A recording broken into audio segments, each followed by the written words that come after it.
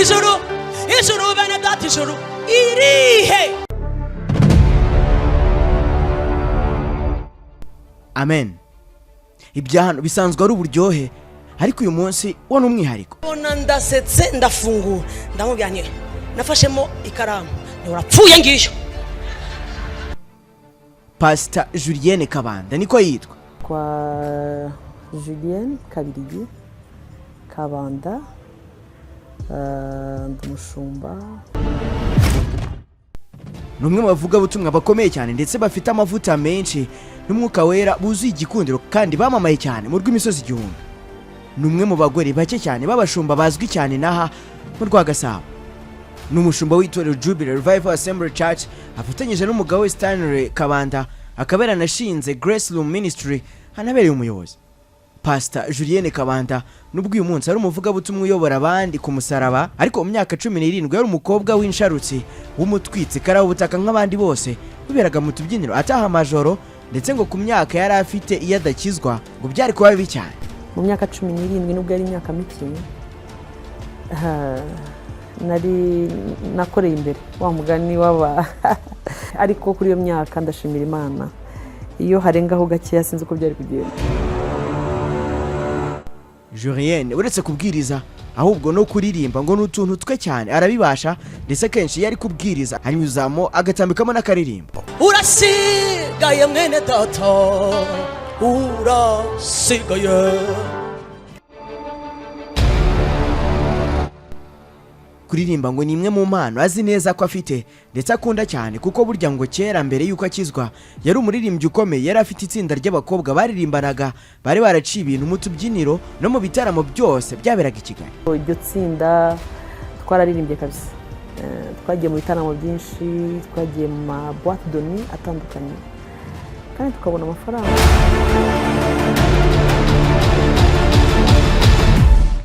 Sinzi niba nawe byarakugezeho, ariko mu myaka mike itambutse hadutse igihuha cyuko Pastor Julienne yaba agendana inzoka mu isakoshi. Ibi nawe ubwe byamugezeho, maze rimwe muri ibyo bihe ubwo yari mu rusengero abwiriza abikomozaho avuga inkomoko yabyo. Umuntu yabwiye undi ngo Pastor Julienne uzagende musi y'intebe abakicariye no mu isakoshi kaba kari. Byagezaho atangira kujya ahura n'abantu bakamwikanga bazi koko iyo nzoka yigendana. Hanyuma duhurira ahantu gutya mu gisimenti n'uwo babibwiye, ndamubwira twariganye kera muri secondaire, ndagenda ni Yesu ashimwe ati mwishina rya Yesu.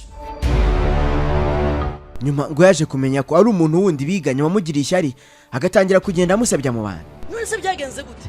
Ngo birandya gusa kuna abantu birirwa bakuvuga Julienne aho ngeze Julienne aho nkase akavideo aho nkase Julienne asiki.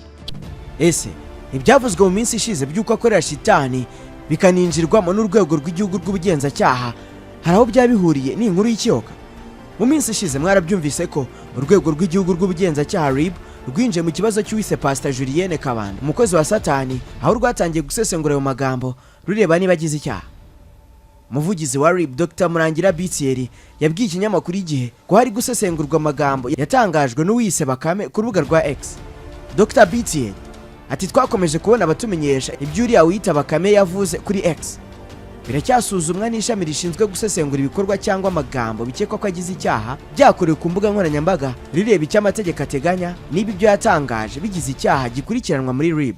Harasuzumwa nanone niba ibyo bikorwa yakoze biri mu byaha bikurikiranwa na nyir'ubwite hari utanze ikirego, cyangwa niba byakurikiranwa n'urwego rwibwirije ikizava muri cyo kizashingirwaho hafatwa umwanzuro.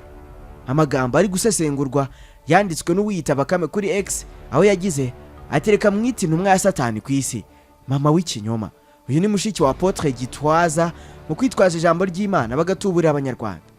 Wamuza nawe isi yose itureba nkamubaza ikibazo kimwe cyo muri Bibiliya habeshya ko yigisha. Nta magambo atarakiriwe neza n'abakoresha urubuga bayabonye, abenshi bakaba barakomeje kuyanenga. Ibi bigarutsweho mu gihe Pastor Julienne yasoje igiterane cy'iminsi 3 cyitwa Thanksgiving cyaberaga muri BK Arena kuva kwa 25 kugeza kwa 28 Mata 2025. iminsi iki giterane cyamaze BK Arena yabaga yakubise yuzuye mu gihe habaga hari umubare munini w'abatarabashije kukinjiramo. Pastor Julienne ubwo yasozaga iki giterane yijeje abakitabiriye ko ubutaha kizabera mu nyubako nini kurusha BK Arena, aha yacaga amarenga ko yagikorera muri Stade Amahoro. Iki giterane cyari kibaye bwa kabiri kuko cyaherukaga kuhabera mu ntangiriro za Mata 2025, nabwo icyo gihe ubwitabire bwari hejuru cyane. Ariko se mu by'ukuri Pastor Julienne Kabanda ni muntu ki? Byagenze bite ngo umwana w'umukobwa wari umutwitsi ubuzima bwa ari utubyiniro yisanga abaye umutambyi wo mu nzu y'Imana, umushumba uragiye inama ibihumbi? Bite by'ubuzima bwe bwite n'umuryango we muri rusange? Ibyo byose hamwe n'ibindi byinshi ugiye kubyumvira muri iki kiganiro. Julienne nitwa Eric. Rukundo Sage direct. Si byose. Amateka, politike, ikoranabuhanga, ubuzima n'izindi ngingo nyinshi nza tuganira kuri channel. Kora subscribe kugira ngo tujye tubana mu biganiro byacu bya buri munsi ntema ko gutegurira. Rero ubwo nagwaye ikaze.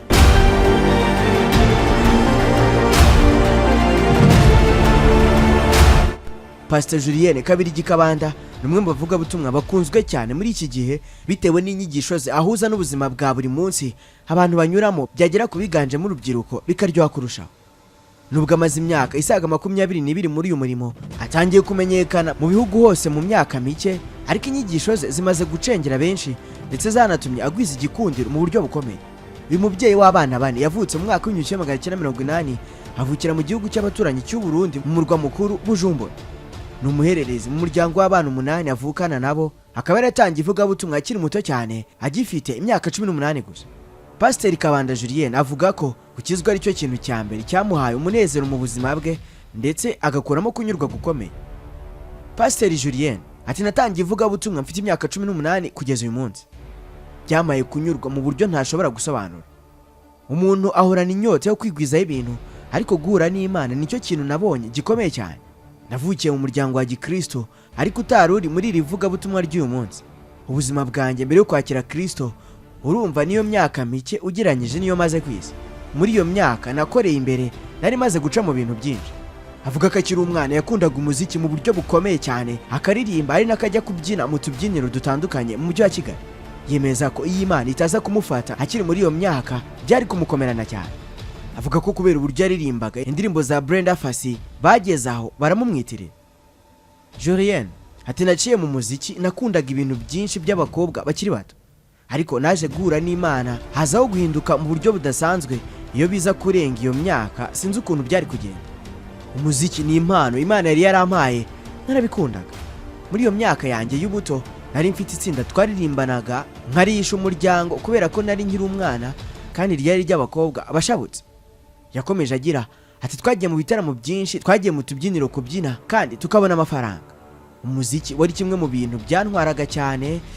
Nakundaga kuririmba cyane nsubiramo indirimbo z'abahanzi Brenda Fassie, nasubiyemo indirimbo ze nyinshi n'abandi bahanzi. Hari igihe Brenda Fassie yaje mu Rwanda atarapfa, twagize amahirwe yo gukorana nawe. Avuga ko kugira ngo akizwe byaturutse ku mukozi wabo bari bafite wari ukijijwe waterwaga intimba n'imyitwarire yari afite, akiyemeza kumusengera ngo akizwe.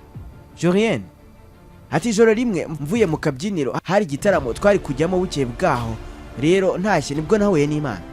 Hari saa 9 z'igicuku tuvuye mu kabyiniro.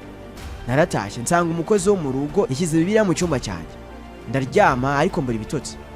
Amakuru nayamenye nyuma rero, uwo mukozi iyo yabonaga uko nsohotse ko nambaye byaramubabazaga, agafata amasengesho akansengera. Urumva n'uwo munaniro mvuye kubyina numvaga ndahita nsinzira kuko sinajyaga mbura ibitotsi, ariko icyo gihe narabibuze. Narabyutse mfata Bibiliya ndavuga nti reka nisomere, hari inkuru njya numva y'umugabo witwa Abraham. Ntabwo nasomye Bibiliya nshaka ngo nunguke ugiranyije n'ibyo narindi. Julienne yavuze ko yayifunguye akabura inkuru yashakaga, ahubwo agahita agwa ku ijambo riri mu byahishuwe rivuga uburyo abantu bazacirwa imanza ku munsi w'imperuka. Yabumbuye ahandi asoma ijambo rivuga ngo kuri uwo munsi azatoranya ihene mu ntama. Ayo magambo yombi ngamukora ku mutima muri iryo joro, aririra Imana atakamba asaba imbabazi. Bukeye ngo yahise ajya gusenga, atangira urugendo rwe gutyo. Julienne ati nahereye ubwo njya mu rusengero. Nahise njya mu rusengero rwitwa Rwanda for Jesus, niho namenye byinshi ku rugendo rwanjye mu nzira y'agakiza. ngeze mu mwaka wa 4 w'amashuri yisumbuye nahise mba umushumba mu kigo twigagamo i Nyanza muri Espagne. Aha naje kuvamo ngaruka mu rusengero rwanjye, abashumba baho bakamfasha. Nyuma y'igihe gito mvuye mu ishuri nibwo naje gushaka umutware wanjye Imana iza kumuhamagarira gushinga urusengero rwa Jubilee Revival Assembly. Julienne avuga ko ikintu yakundiye umugabo we Pastor Kabanda Stanley uyobora itorero Jubilee Revival Assembly Church ari uko ari umuntu ukunda Imana mu buryo bukomeye. Julienne ati kugira ngo tubane twamenyanye dusengana numwe mu bayobozi nasanze mu rusengero. Namukundiye umutima yari afite wo gukorera Imana bitareba inyuma no kwitangira Imana. Julienne avuga ko arajwe inshinga no kubera igisubizo ababyeyi bafite abana bafite ubumuga bwo mu mutwe.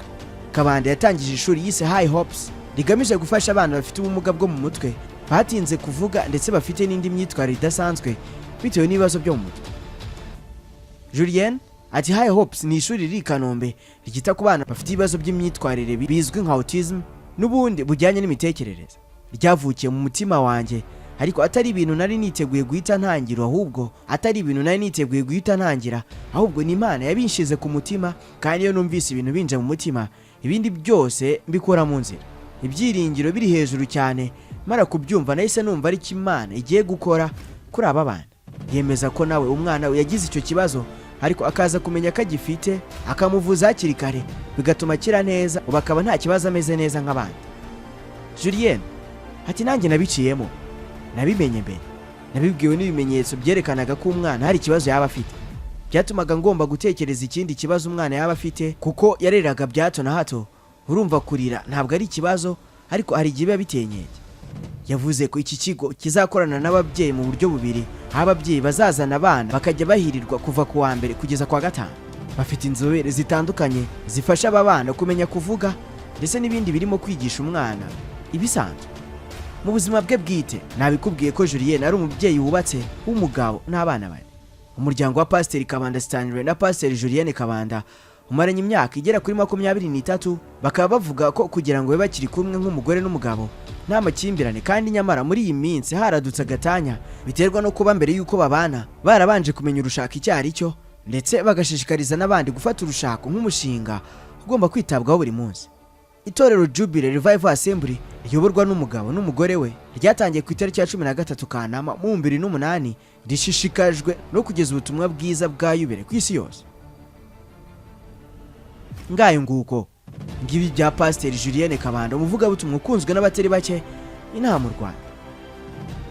Ni nuko nsoje. Kora subscribe kugiye tubana mu biganiro byacu bya buri munsi ntahema kugutegurira. Jubone nitwe Eric Rukundo Sage Direct. Si byose amateka, politike, ikoranabuhanga, ubuzima n'izindi ngingo nyinshi nzo tuganira kuri cyano. Nawe butaha.